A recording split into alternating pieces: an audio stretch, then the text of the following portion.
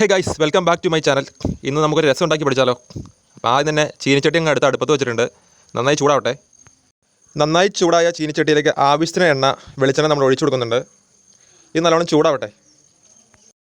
ഇനി അങ്ങ് ആവശ്യത്തിനുള്ള കടുക് ഇട്ട് കൊടുക്കുന്നുണ്ട്. ഇനി അങ്ങ് പൊട്ടട്ടെ അങ്ങോട്ട് ശരിക്കും.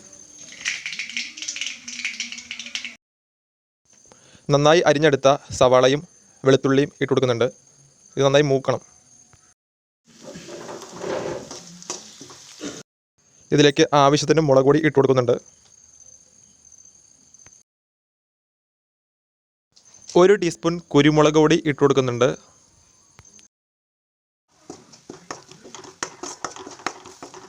ഇനി രസത്തിന് ആവശ്യമായ എത്രത്തോളം വെള്ളം വേണമെങ്കിലും അത് അങ്ങ് ഒഴിച്ചു കൊടുക്കുകയാണ്. എനിക്ക് ആവശ്യം 2 ഗ്ലാസ് വെള്ളമാണ്. അത് ഞാൻ ഒഴിച്ചു കൊടുക്കുന്നുണ്ട്.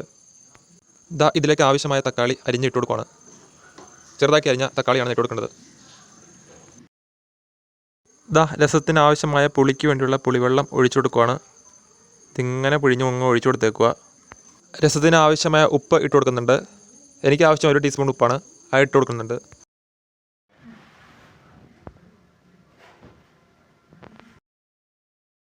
നന്നായി തിളപ്പിച്ചെടുക്കുക. നമ്മുടെ രസം റെഡി ആയിട്ടുണ്ട്.